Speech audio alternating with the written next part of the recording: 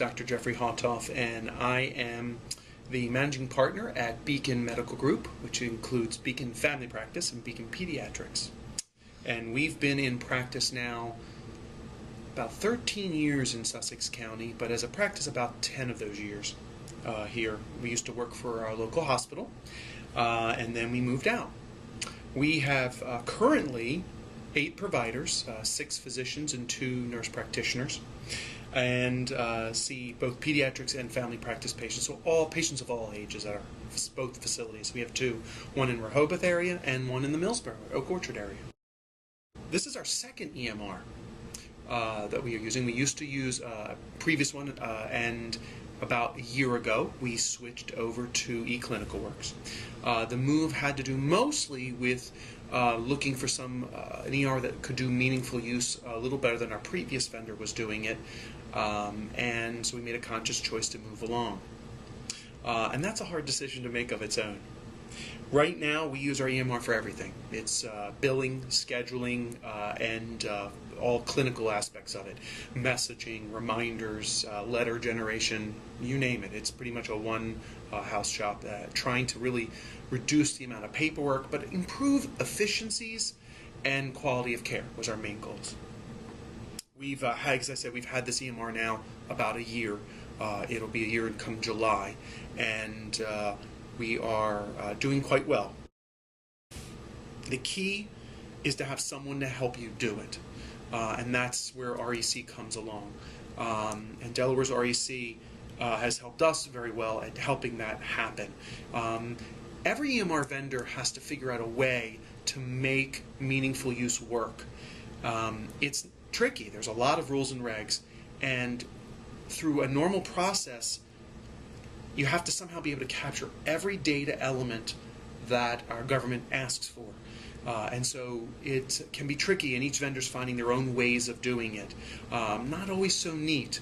Hopefully in future versions of softwares they'll become neater. But in the meantime, there's always lots of tips and tricks that can be done, and your REC vendor can really help you get through that process and make that happen.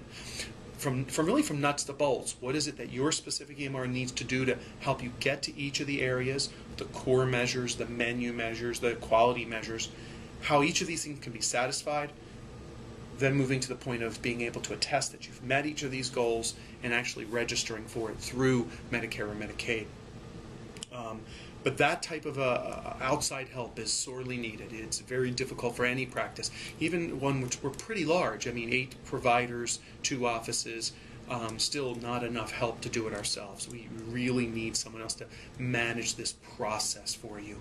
It's well worth it. We have actually seen quite a few benefits already in doing what we've been doing. It's interesting, we've been able to run reports that we'd never had thought to run before, and by doing so actually realize that some of our practices can be improved.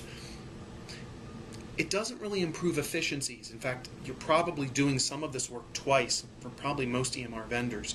That's a bit of a shame.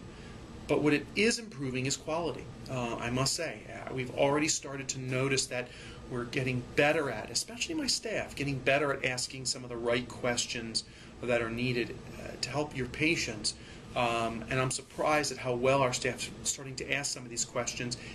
And now that my staff is doing this too, my nurse, for example, on every single patient asking, well, something simple like smoking status, we're finding that the staff then is asking, well, do you need any help quitting? And that's starting some avenues that I never really did before. I assumed they were doing it. They really weren't doing this stuff. Now that it's a part of their daily flow, that's really been very helpful. Is there anything that I would have done differently is a question I get asked. I would have gone into law. No, I probably would say that I doubt it, knowing what I know now and seeing not just my vendor but other vendors go through what they're going through, different EMR vendors. They're all having difficulties in a sense of making this a simple, smooth transition. But they're all trying, it seems like, to find a solution that works for every practice. And it's got to be difficult. The larger the vendor you have, the more practices they're trying to satisfy, the more difficult it's going to be for them to do so. Again, that just goes right back to having the REC help you through that process. Because one of the things they're trying to do is have experts in each different vendor, EMR vendor, and have them help you work through each of the hoops and hurdles that you have to jump over and through to make meaningful use a reality. So in the end, if you do upgrade to an EMR or upgrade from a different one to another one, give yourself enough time. Allow your staff to learn what needs to be learned. Go for the meaningful use dollars, because it really will help you then afford that transition to an EMR that's able to do what is being asked of us. Hopefully understand that it's meant to improve efficiency of care. It's not going to speed you up. Don't ever think you'll buy an EMR and be faster. It doesn't do that at all. But if you're efficient at what you're doing and it does improve your efficiencies, and you can improve your quality at the same time, your patients will do better by you for it. So hopefully that's the end result. And with help like from the REC, you can attain it.